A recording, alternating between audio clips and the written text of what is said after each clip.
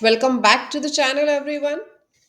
आज हम देखेंगे फॉर्म 10A किस तरीके से फाइल किया जाता है। देखिए, जब आप फॉर्म 10A फाइल करते हैं तो उसके दो रीजन हो सकते हैं। या तो 12AV में आप रजिस्ट्रेशन लेना चाहते हैं या फिर 80G में आप रजिस्ट्रेशन लेना चाहते हैं। ठीक है, अगर आपको दोनों सेक्शंस में से किसी में भी रजिस्ट्रेशन लेना है तो सबसे पहले आपको प्रोविजनल रजिस्ट्रेशन मिलेगा और प्रोविजनल रजिस्ट्रेशन मिलेगा फॉर्म 10A में। ठीक है, तो प्रोविजनल रजिस्ट्रेशन को अप्लाई करते हैं। आप ई फाइल पे जाएंगे, income tax form and then file income tax forms पे। यहाँ जाने के बाद आपने क्या करना है, देखिए थर्ड ऑप्शन आपके पास है person not dependent on any source of income. यहाँ जाएंगे, यहाँ जाके आपने फॉर्म 10A फाइल करना है। देखिए फॉर्म 10A ये प्रोविजनल रजिस्ट्रेशन के लिए है और ये रजिस्ट्रेशन होने के बाद आपने फॉर्म 10A भी फाइल करना है। ये वीडियो भी मैं अपलोड कर दूंगी अपने यूट्यूब चैनल पे। सबसे पहले ए फाइल करेंगे, असेसमेंट ईयर यहाँ पे डालेंगे। आप लोग किस असेसमेंट ईयर के लिए आप लोग अप्लाई कर रहे हैं, देखिए यहाँ पे साफ साफ लिखा है in case of business activity has already been commenced you can directly proceed to file form 10AB। यानी अगर आपने अपनी बिजनेस एक्टिविटीज ऑलरेडी स्टार्ट कर दी हैं तो आप सीधा फॉर्म 10AB फाइल कर लो।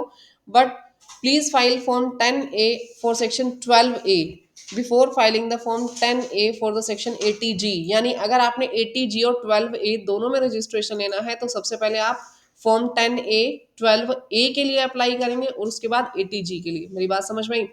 देखिए 12A का फॉर्म 10A अलग फाइल होता है, 80G का फॉर्म 10A अलग फाइल होता है। ठीक है, बट अगर आपने 80G और 12A दोनों के रजिस्ट्रेशन लेने हैं तो 80G से पहले 12A वाला फॉर्म 10A अप्लाई करना होगा। मैम दोनों के फॉर्म सेम है, 12A और 80G के? हाँ फॉर्म सेम है, बस थोड़ी इंफॉर्मेशन अलग जाती है। ठीक है, वो मैं बता दूंगी आपको। और दोनों टाइप के फॉर्म 10A भरना भी सिखा दूंगी। देखिए ये हमारे पास फॉर्म ओपन हो गया। सबसे पहले आप यहाँ पे क्लिक करेंगे फर्स्ट ऑप्शन पे। यहाँ पे आपको कह रहा है कि किस सेक्शन के अंडर आप अप्लाई करना चाहते हैं, 12A या 80G। अभी हमने देखा कि 12A को पहले अप्लाई करना है, 80G को बाद में।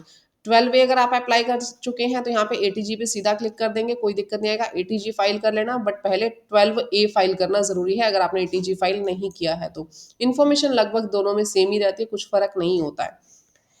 नेचर ऑफ एक्टिविटी आप डालेंगे चैरिटेबल, रिलीजियस या रिलीजियस कम चैरिटेबल, क्या एक्टिविटीज हैं आपकी। ठीक है, और टाइप ऑफ कॉन्स्टिट्यूशन आपका ट्रस्ट है, सोसाइटी है, कंपनी है या अदर्स है। किस टाइप की आपकी आपका जो ट्रस्ट है वो ट्रस्ट एक्ट, ट्रस्ट के अंदर आपने रजिस्टर करवा रखा है अपने इंस्टीट्यूशन को, या सोसाइटी में, कंपनी में या अदर्स में। ये यहाँ पे आप क्लिक कर देंगे।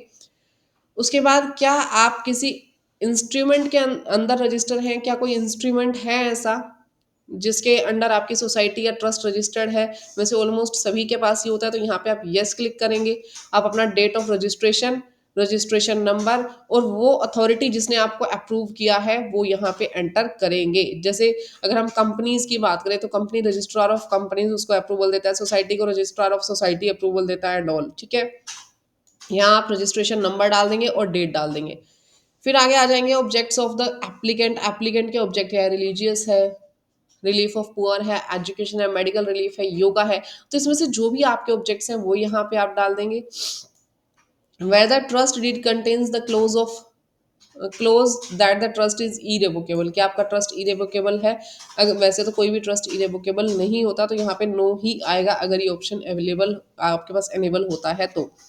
ये सब कुछ एंट्रीज यहाँ डालने के बाद, सब डाटा फीड करने के बाद आप सेव के बटन पे क्लिक कर दोगे, ये डाटा आपके पास सेव हो जाएगा। डाटा सेव करने के बाद अदर रजिस्ट्रेशन डिटेल्स हमें यहाँ पे डालनी है। देखिए ये वाली, यहाँ पे आपको क्या करना है, अगर आपका दर्पण के अंदर रजिस्ट्रेशन है, वैसे तो देखिए दर्पण के अंदर रजिस्ट्रेशन होना जरूरी है। अगर आपका दर्पण में रजिस्ट्रेशन नहीं है, प्रोविजनल रजिस्ट्रेशन तो आ जाएगा लेकिन फाइनल नहीं आएगा, तो फाइनल से पहले यानी फॉर्म 10A भी फाइल करने से पहले दर्पण पे रजिस्ट्रेशन ले लेना। ठीक है, और अगर फिलहाल नहीं है तो नो पे क्लिक कर देना, प्रोविजनल रजिस्ट्रेशन तो आ जाएगा, कोई भी दिक्कत नहीं आएगी। कोई एप्लीकेशन आपकी ऐसे पहले रिजेक्ट हुई थी, अगर हुई थी तो येस पे क्लिक करें, उसकी डिटेल दें। अगर नहीं हुई थी तो नो पे आप सीधा क्लिक कर देंगे। क्या आप एग्जाम्पशन 1021 सेक्शन में भी ले रहे हैं? 1021 यानी कि आप कोई भी क्या साइंटिफिक रिसर्च वगैरह से रिलेटेड एक्टिविटीज कर रहे हो तो आपने यहाँ पे यस करना है, अदरवाइज नो पे क्लिक कर देना है। ये सारा डाटा डालने के बाद आप यहाँ पे सेव कर देंगे। फिर आपके पास ये थर्ड ऑप्शन ओपन हो जाएगा, यहाँ पे आपको की मैनेजरियल पर्सन्स की डिटेल देनी है। ठीक है, जितने भी आपके की मैनेजरियल पर्सन्स हैं उन सब की डिटेल्स आपको यहाँ पे देनी है। आपके पास देखिए, आप उसका नाम, उसका रिलेशन क्या है आपकी सोसाइटी के साथ, यहाँ पे उसकी आईडी आप डाल देंगे, जैसे परमानेंट अकाउंट नंबर, यहाँ पे आप परमानेंट अकाउंट नंबर लिखेंगे, मोबाइल, मेल आईडी, उसका एड्रेस, और उसके बाद ऐड पे क्लिक कर देंगे। तो इसी तरीके से आपने सारे मेंबर्स यहाँ पे जो है वो ऐड कर देने हैं। अगर इसमें कोई भी मेंबर्स अदर देन इंडिविजुअल है, जैसे कोई भी आपका इसमें सोसाइटी, अदर सोसाइटी भी अगर आपकी इसमें इंक्लूड है, तो उस सोसाइटी के अंदर जितने मेंबर्स हैं उसकी डिटेल आप यहाँ पे दोगे। जैसे 4 मेंबर्स आपके पास हैं, A B C D। ठीक है, ABC आपका इंडिविजुअल मेंबर है, तो ABC की यहाँ पे डिटेल आएगी। डी है, डी कोई भी AOP है, तो उस AOP की डिटेल भी यहाँ लिखोगे, लेकिन उस AOP के अंडर आगे कितने मेंबर्स हैं उसकी डिटेल्स जाएगी फॉर्म 9B में। क्लियर? तो ये सारी डिटेल्स आपको यहाँ पे एंटर करनी है। एंटर करके यहाँ पे सेव के बटन पे आप क्लिक कर दोगे, राइट। इसके बाद आपने क्या करना है, details of assets and liabilities पे जाएंगे। यहाँ जाने के बाद आपको देखिए यहाँ पे has return of income has been filed for the assessment year for which the due date has been expired already. देखिए ये रिटर्न फाइल कर चुके हैं, तो यहाँ यस ऑलरेडी क्लिक किया हुआ आ रहा है। अगर आपने अभी तक कोई भी रिटर्न फाइल नहीं किया तो यहाँ नो पे क्लिक कर देना। ठीक है, हमारे लिए ऑप्शन डिसेबल है क्योंकि ऑलरेडी इन्होंने रिटर्न फाइल की हुई है। यहाँ पे हर जगह आप देखेंगे स्टार मार्क है, तो ये सभी आपको जो ऑप्शन है ये फिल करने ज़रूरी है। जो आपने बैलेंस शीट फाइल की थी उसके अकॉर्डिंग यहाँ पे बताइए कॉर्पस फंड कितना है। ठीक है, और यहाँ पे रिजर्व एंड सरप्लस आपका कितना था, long term liabilities, other liabilities, इनका टोटल सभी लाइबिलिटी साइड का यहाँ आ जाएगा। जो एसेट साइड में आपके पास लैंड एंड बिल्डिंग है, फिक्स्ड एसेट्स है, जो इन्वेस्टमेंट होगी अंडर सेक्शन 11 सबसेक्शन 5 वाली, या उसके अलावा जो हो गई हमारे पास 11 सबसेक्शन 5 के अलावा जो हमारे पास इन्वेस्टमेंट्स होंगी वो यहाँ दिखानी है। अदर एसेट्स आप यहाँ दिखा देंगे।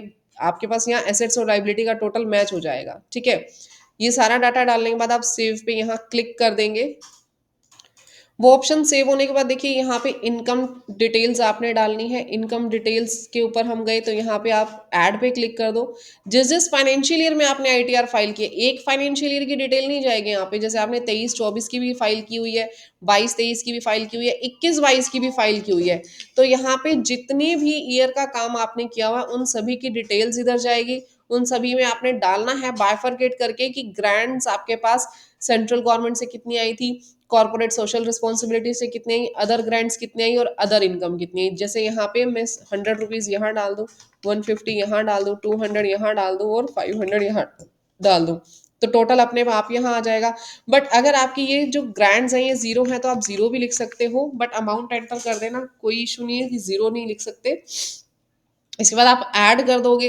फिर आपने क्या करना है, 22-23, 23-24 की इनकम भी यहाँ पे ऐड कर देनी है। हर एक डिटेल यहाँ पे ऐड करोगे तो ऐड का ऑप्शन क्लिक करते ही देखो, जैसे मैंने यहाँ पे 23-24 की डिटेल ऐड की, तो ऐड का ऑप्शन क्लिक करते ही यहाँ सेव का बटन एनेबल हो जाएगा। मैं इसको सेव कर देती हूँ। फिर देखिए रिलीजियस एक्टिविटीज़ की डिटेल आपको देनी है। अगर आपका रिलीजियस एक्टिविटीज़ का काम है तो हमारे केस में ये अनेबल नहीं हो रही है क्योंकि हमने रिलीजियस एक्टिविटीज़ के काम का ऑप्शन उसमें डाला ही नहीं था कि हम रिलीजियस एक्टिविटीज़ का काम करते हैं। अगर ऐसा हो तो आपको यहाँ पे क्लिक करके इसकी भी इंफॉर्मेशन दे देनी है। नेक्स्ट हम चले जाएंगे वेरिफिकेशन पे। वेरिफिकेशन में आप उस पर्सन की डिटेल्स सभी डाल दीजिए जिसने वेरीफाई करना है। जैसे ये जो पर्सन है ये किसके मतलब इनके फादर का नाम यहाँ पे आ जाएगा। ठीक है, यहाँ आप प्लेस डाल देंगे और सेव कर देंगे। सेव करने के बाद देखिए कुछ एक अटैचमेंट्स आपको लगानी पड़ेंगी, वो अटैचमेंट्स आप यहाँ लगा देना। जैसे सेल्फ सर्टिफाइड कॉपी जो है ट्रस्ट की और एस्टैब्लिशमेंट की यहाँ लग जाएगी आपके पास। जो आपके पास ट्रस्ट क्रिएट करेगा किया गया था उसके एविडेंस के प्रूफ यहाँ लग जाएंगे। सभी कॉपीज सेल्फ सर्टिफाइड होनी चाहिए, ध्यान रखिएगा। सेल्फ सर्टिफाइड रजिस्ट्रेशन के जो डॉक्यूमेंट्स थे, यानी जो डाउनलोड आपके पास हुए होंगे ना, डॉक्यूमेंट्स आए होंगे आपके रजिस्ट्रार ऑफ कंपनीज से और या फिर रजिस्ट्रार ऑफ सोसाइटी से, वो आपको यहाँ पे अटैच कर देने हैं। ठीक है, और जो आपके पास एनुअल अकाउंटिंग हो गई आपकी, वो भी आपने सेल्फ सर्टिफाइड कर रखी होंगी और सीए ने भी आपके साइन की होंगी, तो वो ऑडिटेड जो ऑडिटेड बैलेंस शीट और पी एंड एल है वो भी आप यहाँ पे अटैच कर दीजिएगा। और ये सब डॉक्यूमेंट्स, जो अदर डॉक्यूमेंट्स भी अगर कोई आपके पास एप्लीकेबल है ये आप देख लेना, ये सब आप अटैच कर देंगे। बट जिनके ऊपर रेड मार्क है ध्यान रखिएगा, वो कंपलसरी है आप लोगों के लिए अटैचमेंट देना। ठीक है। उसके बाद आप यहाँ पे सेव पे क्लिक कर देना। यहाँ पे जब आप डॉक्यूमेंट्स अटैच कर देंगे और सेव पे क्लिक कर देंगे तो यहाँ से प्रीव्यू का ऑप्शन आ जाएगा आप लोगों के पास, ठीक है। प्रीव्यू का ऑप्शन आने के बाद आप एक बार अपना फॉर्म जो है बिल्कुल अच्छे से चेक कर लेना। अगर कोई भी उसमें कमी नहीं है, कोई भी आपको मॉडिफिकेशन के लिए उसमें ऐसा कुछ नहीं दिखता, तो आप उस फॉर्म को एग्रीड करके और सबमिट के बटन पे क्लिक कर देना। आपका फॉर्म 10A जो है वो फाइल हो जाएगा। इसके बाद 10A भी आपने फाइल करना है प्रोविजनल रजिस्ट्रेशन आने के बाद, ठीक है। 10A के बाद जो 10AB फॉर्म फाइल होगा उसकी भी मैंने वीडियो बना के अपलोड कर दी है। और अगर आपको इसमें कोई भी क्वेरी हो तो आप लोग क्वेरी भी पूछ सकते हैं, ठीक है जी। तो thank you, bye bye, take care everyone.